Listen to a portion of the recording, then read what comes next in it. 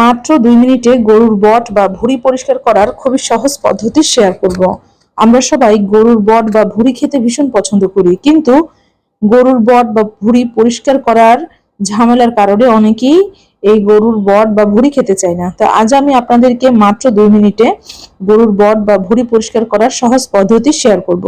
তো খুব সহজে কিভাবে আমরা মাত্র 2 মিনিটে গরুর বট পরিষ্কার করে নিতে পারি সেই পদ্ধতি শেয়ার করছি। তো আপনারা দেখতে পাচ্ছেন এখানে আমি একটি বট নিয়েছি। বটটাকে প্রথমে পানি দিয়ে খুব ভালোভাবে ওয়াশ করে নিয়েছি।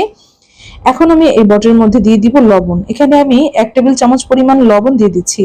তো বটের গায়ে লবণ খুব ভালোভাবে মেখে 10 মিনিটের জন্য রেস্টে রেখে দিব। 10 মিনিট পর আবারও বটটাকে খুব ভালোভাবে পরিষ্কার করে নিব।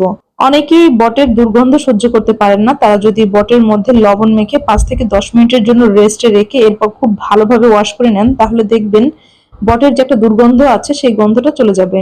তো এখন আমি এই বটটাকে কাঁচির সাহায্যে ছোট ছোট টুকরা করে কেটে নিচ্ছি। আপনারা আপনাদের পছন্দ মতো সাইজ করে কেটে নেবেন।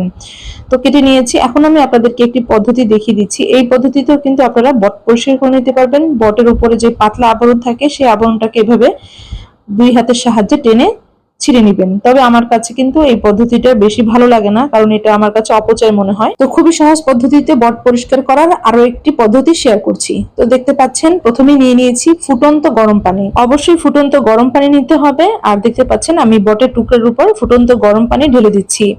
তো ফুটন্ত গরম পানি ঢেলে এরপর যখন বটটা একটু হালকা ঠান্ডা হবে তখন একটি চামচের সাহায্যে বটের এই কালো আবরণগুলোকে আলতো হাতে আঁচড় দিলেই দেখবেন বটের কালো আবরণগুলো উঠে আসছে। চুন অথবা টানাটানি করার ঝামেলা ছাড়া আপনারা খুব সহজেই কিন্তু গরুর বট এই পদ্ধতিতে পরিষ্কার করে নিতে পারবেন, বেশি সময় লাগবে না।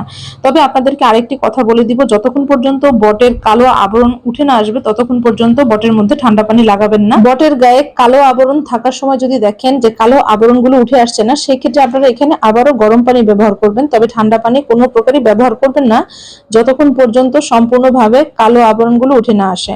তো এখন দেখতে পাচ্ছেন বটের নিচের যেই অংশটা আছে সেই অংশে পাতলা একটা আবরণ থাকে, সেই পাতলা আবরণটাকে এভাবে টেনে তুলে সব ময়লাগুলোকে উঠিয়ে নিচ্ছি। তো আপনারাও কিন্তু ঠিক এভাবে করেই পাতলা আবরণ থেকে ময়লাগুলো টেনে টেনে উঠিয়ে নেবেন। মোট কথায় বট খুব ভালোভাবে ক্লিন করে নেবেন যাতে বটের গায়ে কোনো প্রকার ময়লা না থাকে। তো আমি খুব ভালোভাবে বট ক্লিন করে নিচ্ছি। তো একই পদ্ধতিতে সবগুলো বট পরিষ্কার করে নিব।